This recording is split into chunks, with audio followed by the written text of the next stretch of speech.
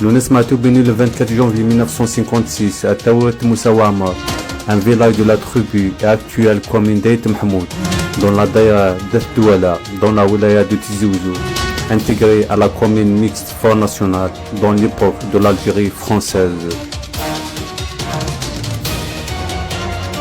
Il était un chanteur, parolier et compositeur algérien de musique kabyle. Il était également un militant de la cause identitaire amazigh en Algérie, et son rôle a été immense dans la revendication de la popularisation de la culture amazigh.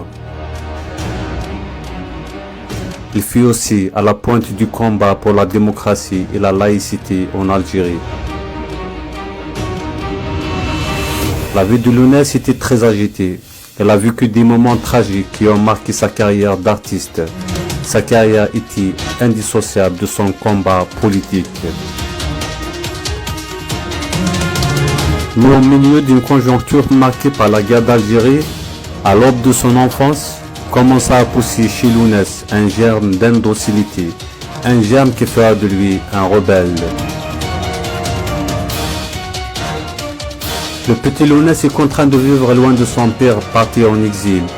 Il deviendra ainsi le petit homme du foyer aux côtés de sa mère et de sa grand-mère.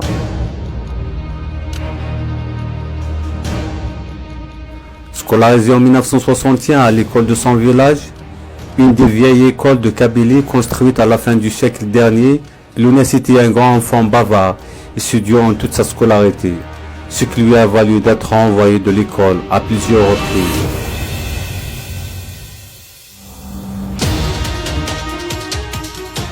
À l'âge de 9 ans, il fabrique lui-même sa première guitare artisanale à l'aide d'un vieux bidon d'huile.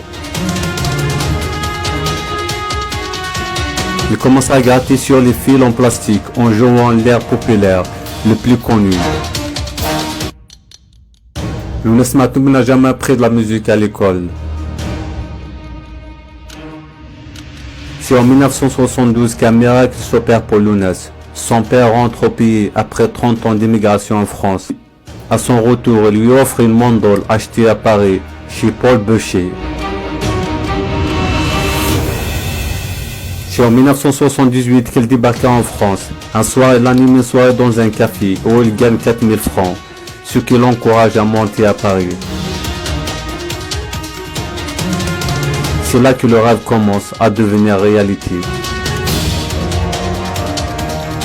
Aussitôt arrivé à Paris, il se produit dans les cafés très fréquentés par la communauté immigrée kabyle. Lounès se souvient du jour où Idir l'accompagna dans une maison d'édition pour faire son premier enregistrement, premier disque, premier succès, puis les événements se précipitent. En avril 1980, la Kabylie était en pleine effervescence. Matoub Lounès se produit à l'Olympia dans une salle archi-comble. En guise de solidarité avec la population kabyle, il monte sur scène à l'Olympia, la guitare à la main, en portant un treillis militaire.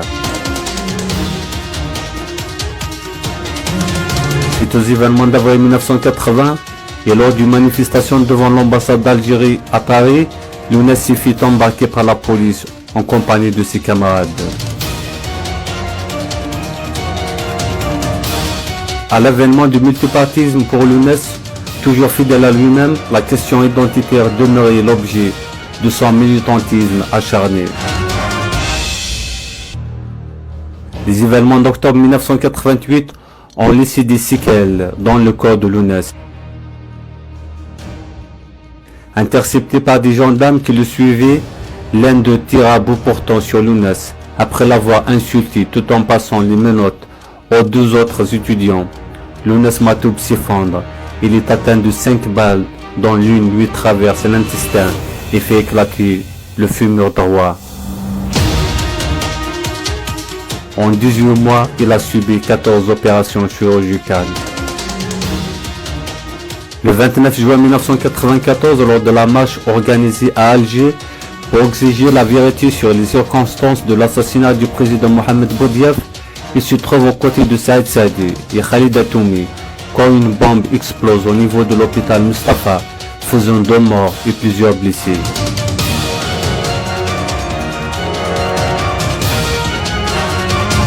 Le 25 septembre 1994, à 21h environ, il est enlevé par un groupe armé qui le surprend dans un café-bar pas loin de Tizi Ouzou. Son enlèvement bouleverse la Kabylie tout entière, qui se solidarise jusqu'à sa libération survenue le 10 octobre aux environs de 20h dans un café d'Etienne. Durant ces 16 jours de séquestration, Younes Matoubi est condamné à mort par un tribunal islamique. Grâce à la mobilisation de la population, Younes Matoubi retrouve les siens sains et saufs. Le 24 novembre 1994, il a été l'hôte du directeur de l'UNESCO, présent de nombreux hommes des arts, des lettres et des journalistes, lui rendant hommage pour son combat pour la démocratie.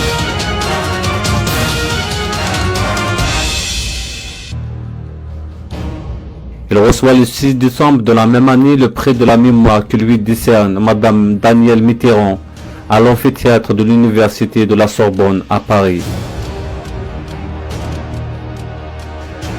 En janvier 1995, il publie aux éditions Stock à Paris un livre sur sa vie qu'il considère comme un reflet de son parcours. Il disait à propos de cela, cet ouvrage est la somme de toutes les souffrances passées.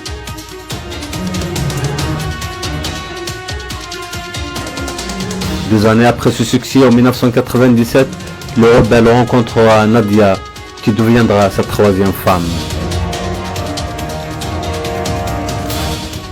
De par ses textes, ses chansons, ses interventions, nul ne peut nier ni le talent de Younes dans la chanson, ni son combat pour une Algérie debout, ni son militantisme zélé pour l'aboutissement de la revendication identitaire.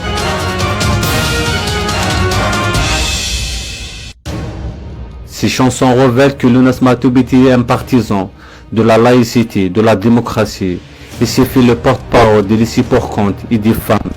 Il se disait être un Algérien autochtone de ce pays.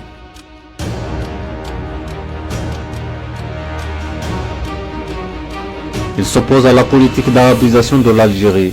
Il parle le kabyle, le français et comprend l'arabe algérois.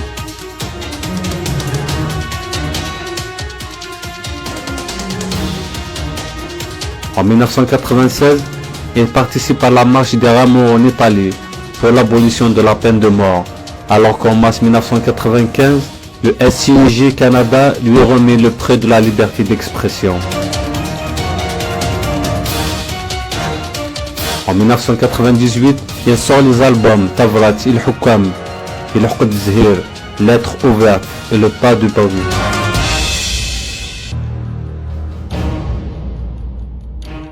Ces derniers sont des genres shabi. Il dénonça la lâcheté et la stupidité du pouvoir algérien. Le morceau Tavrat Il Hukam de l'album éponyme est construit en qassid, ou bien un enchaînement de musiques différentes. Le dernier morceau est une parodie du Qassaman, l'hymne national algérien. Le 25 juin 1998, il est assassiné sur la route menant de Tizi Ouzou à Et Douala, en Kabylie, à quelques kilomètres de son village natal, Taouet Moussa. Les conditions de ce meurtre n'ont jamais été élucidées.